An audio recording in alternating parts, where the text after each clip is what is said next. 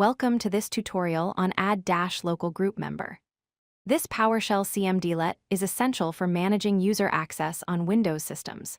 Today, we'll learn how to add users to local security groups, which is a fundamental skill for system administration and user management. Add-LocalGroupMember adds user accounts or groups to local security groups on Windows systems. This cmdlet allows you to grant administrative privileges, manage access permissions, and control what capabilities users have on the system.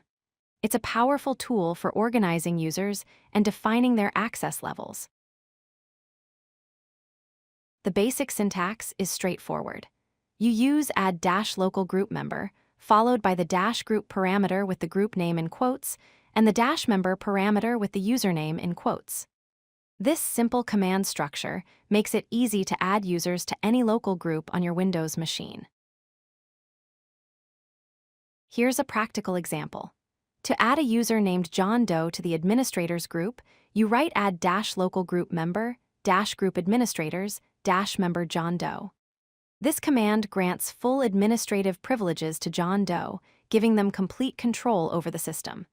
Be careful when granting administrator access, as it provides unrestricted permissions. You can add multiple users at once for efficiency.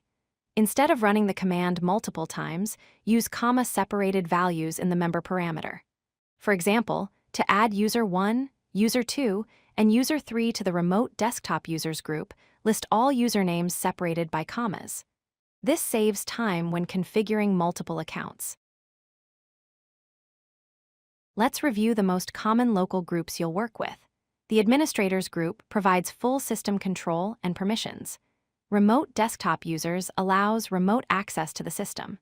The users group grants standard user privileges for everyday tasks. Power users provides limited administrative capabilities, more than standard users, but less than full administrators.